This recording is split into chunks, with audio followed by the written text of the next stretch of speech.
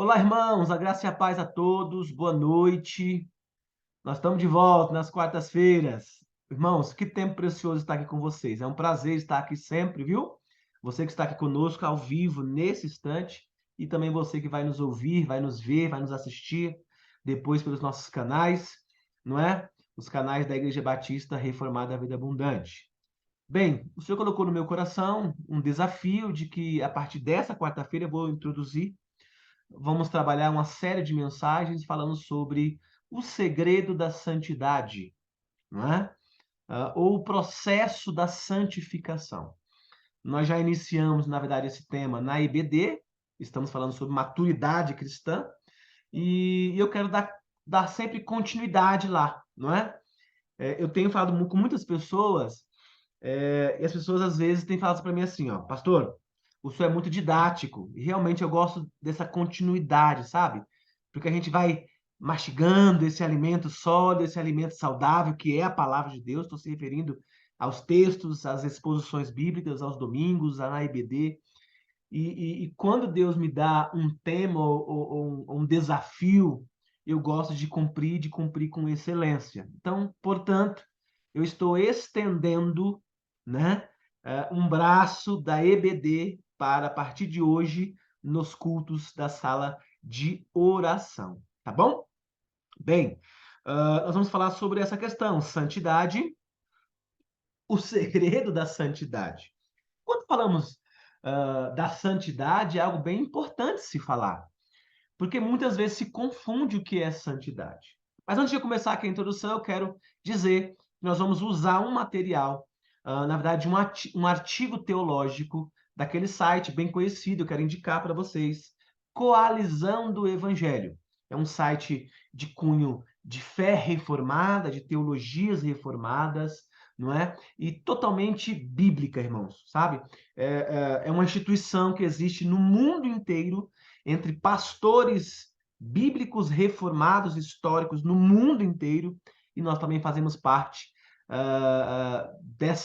dessa comunhão aqui no Brasil. Então, os meus devocionais eu faço por esse site, que é o site www.coalizãodoevangelho Brasil, tá bom?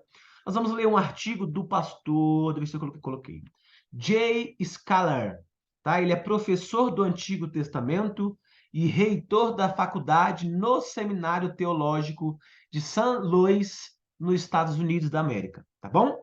Ele é um pastor batista também, e a gente vai refletir sobre essa questão, e como sempre, a gente vai ler como base esse artigo, mas sempre trazendo também a minha ideia pessoal, o meu entendimento pessoal daquilo que a Bíblia está nos referindo e nos ensinando, tá bom?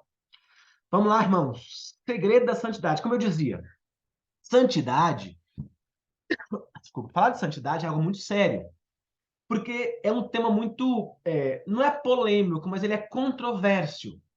Porque há quem diga e há quem acredite que ser santo ou participar do processo de santidade está ligado somente ao que você veste, ou só ao que você fala, não é? Ou a costumes, ou usos. Então, nós queremos aprofundar nisso. Nós temos dito na EBD que a maturidade nos faz entender que a Bíblia trata o processo de santificação de uma forma muito séria. Todo cristão convertido, agora a nossa linguagem, os salvos, os regenerados, aqueles a qual o Senhor nos escolheu antes da fundação do mundo, nos predestinou e nos elegeu, temos que ter uma consciência de que esse processo de santificação significa dizer que é o processo também de maturidade cristã. A primeira coisa que nós temos aprendido lá e falado sobre essa questão da santificação, da santidade, do processo de santificação, é o desejo de conhecer Deus. Não dá para conhecer a Deus só orando. Não dá. A gente tem que ler a Bíblia, e não só por ler, mas tem que meditar na Bíblia, tem que mergulhar na Bíblia. Eu digo mais, nós temos que internalizar a Bíblia. sabe? Eu costumo dizer nas minhas aulas de homilia, de que quando a gente pega um texto bíblico para ler, a gente tem que mergulhar naquele texto para entender o que se passou naquela época, o que o autor estava querendo dizer, para quem ele estava falando, qual o objetivo ele queria alcançar, para a gente trazer para os dias de hoje, não é? Então, o processo de maturidade cristã e o processo de santificação está muito, mas muito ligado ao processo de leitura bíblica, de devoção bíblica, de conhecimento bíblico. Nós estamos falando uma série de mensagens na nossa igreja, aos domingos, sobre os atributos de Deus. É importante entender quem Deus é, para que a gente possa compreender, dentro dos seus atributos comunicáveis e incomunicáveis, quem ele é, não é? O que tem acontecido hoje na igreja evangélica, no cenário evangélico? As pessoas têm se perdido, as pessoas estão rompendo com as escrituras. A ideia da reforma, por exemplo, ela foi justamente essa, trazer de volta as escrituras, não é? E a gente continua ainda se reformando, sempre, é o nosso lema, inclusive. Uma igreja reformada sempre se reformando. Por quê? A gente entende que o ser humano, a igreja, o povo, os salvos, os remidos, precisam estar em constante aproximação das escrituras. Por quê? Porque ela é a nossa base de revelação, é a nossa base de fé. Pastor, mas por que essa introdução? Né? Porque se a gente não entender de que a Escritura tem a resposta para a santidade, ou para o processo de santificação, a gente não vai achar em outras coisas. Olha, a gente não vai achar o processo de santificação em eventos gospel ou evangélico. Nós não vamos ser mais santos em participar de projetos evangelísticos somente. Não estou aqui dizendo que não é importante, mas não vamos achar. Então, qual a ideia aqui? É revelar a vocês que vão acompanhar durante quartas-feiras sobre esse propósito, sobre essa lição, o segredo da santidade. Então vamos lá. É impossível adotar doutrinas, ter boa vida devocional e ainda assim ser ímpio? Será que há essa condição? Faz devocional, adotou boas doutrinas, mas mesmo assim pode ter, pode ser ímpio, né? Alguns de vocês já sabem, porque eu já respondi isso lá na EBD. Sim, claro que pode, facilmente. Só é necessário se esquecer de uma coisa básica, ou seja, só é necessário se esquecer de uma coisa básica sobre a santidade. Levítico, capítulo 9, desculpa, 19, versículo 2. Anote aí, vai dar tempo a gente ler. Mas anota aí. Deus, Levítico 19, 2. Tá bom? Deus é o modelo supremo de quê, gente? De santidade. Santos, sereis, porque eu, o Senhor, o vosso Deus, sou. Então, essa base desse ensino é isso. Então, se nós estamos procurando um processo de santificação, é porque existe já um padrão para isso. Existe uma identidade, uma doutrina para isso. Então, Deus é o nosso modelo supremo. Muitos estudiosos concordam que a santidade se refere a ser distinto, separado, ímpar. Ou seja, Deus é santo porque ele é distinto. Olha, preste bem atenção. Separado, ímpar, ou seja, diferente de qualquer outro, de algum outro ser que existe. De que maneiras específicas é Deus, ou ele é separado e ímpar, por exemplo. A Bíblia identifica pelo menos três maneiras da santidade de Deus, ou quem Deus é em sua santidade. Ok? Primeiro, o Senhor é santo em seu poder. Opa! Então, a santidade habita em Deus, também ele é santo através do seu poder. Então, Olha o que diz aqui o artigo. Frequentemente, a santidade de Deus é mencionada no contexto de algum milagre que deixe claro que ele é ímpar em seu poder. Depois que Deus milagrosamente derrotou a Faraó e o seu exército, Moisés e os israelitas irromperam em cântico, cantaram, né?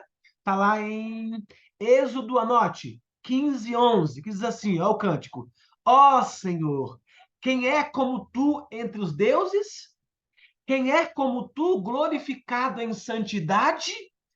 Terrível, né? O forte, soberano, em efeitos gloriosos, que operas maravilhas?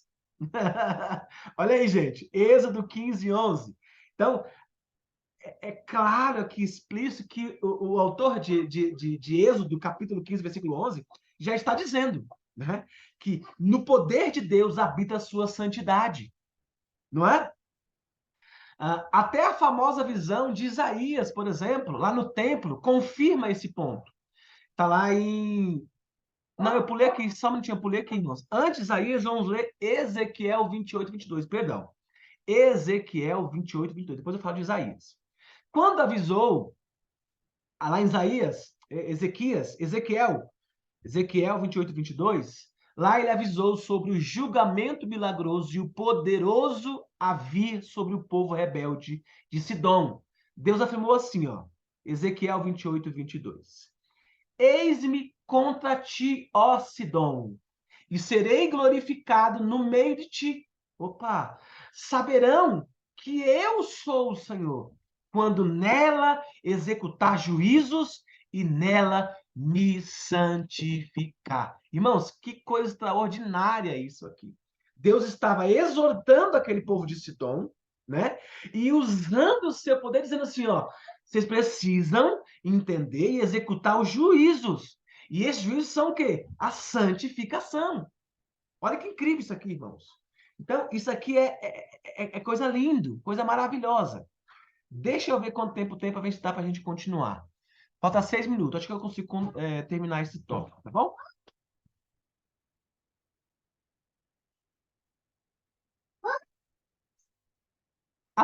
Agora vamos para Isaías. O Nico chegou aqui. Agora vamos para Isaías. Falamos de Êxodo 15:11, falamos de Ezequiel 28:22.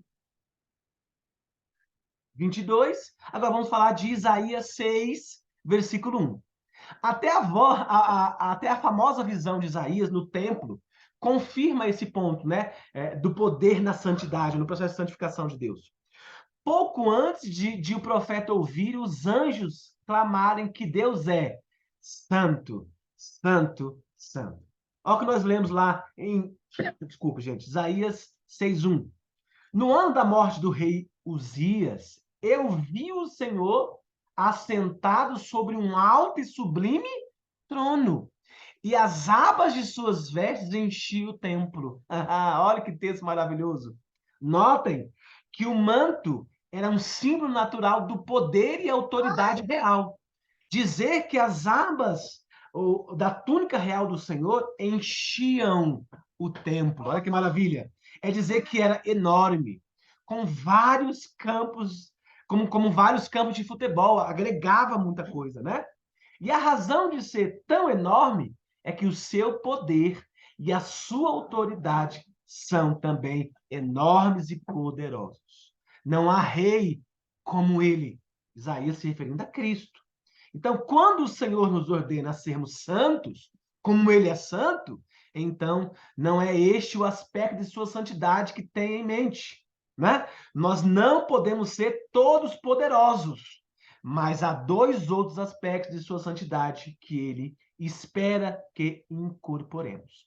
Então, vamos lá. O primeiro aspecto aqui, ele está dizendo aqui o seguinte, o autor, de que o Senhor é santo em seu poder. E nós temos que ser santo como ele é santo, mas não em poder, né? Porque está falando aqui de um Deus soberano, mas que existe sim outros aspectos para a gente se espelhar nesse processo e nesse segredo de santidade. Bem, vamos ficar com com essa primeira linha aqui, com esse primeiro tópico, né? Sobre o segredo da santificação.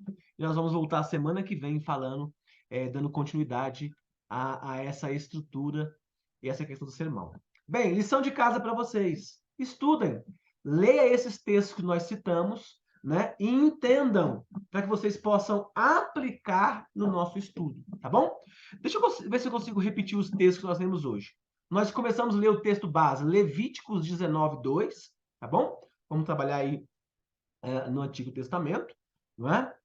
Levíticos 19, 2, nós lemos também, nós citamos, você vai ler em casa, Êxodo 15, 11, e lemos também Ezequiel 28 e 22. E por último, nesse primeiro tópico, lemos Isaías capítulo 6, versículo 1. Tá bom? Então vamos fazer o seguinte, lição de casa, leitura dos textos e meditar. Tá bom? Se houver alguma dúvida, a gente vai tirando as dúvidas, tá bom? Para a gente entrar no próximo tópico. Sempre crendo que o nosso processo de santificação não se dá por si próprio, mas ele vem do Senhor, que ele é ímpar, ele é santo, ele é Deus, ele é poderoso. Amém, queridos? Bem, vamos encerrar por aqui, não é? Eu acho que dá para fazer uma oração bem breve. Senhor, nós te louvamos, te agradecemos por esse dia tão especial, Senhor. Obrigado por ter dado condições físicas, mentais, espirituais para estarmos aqui juntos. Obrigado por cada irmã, cada irmão que está aqui hoje participando comigo, Senhor, nessa sala de oração. E aqueles quantos outros que vão ouvir, que vão assistir essa mensagem. Que essa mensagem chegue aos corações, a fim de transformá-las, para que elas entendam qual é a boa, perfeita vontade sua em nós. Que o seu nome seja glorificado no processo de santificação, Senhor. É nisso que cremos, te agradecemos em nome do Pai, do Filho e do Espírito Santo de Deus. Amém. Irmãos, obrigado pela companhia, mais uma vez, não é? Ou eu, ou um dos presbíteros estará com vocês na próxima sala, mas estaremos de volta às nossas atividades em nome de Jesus, não é?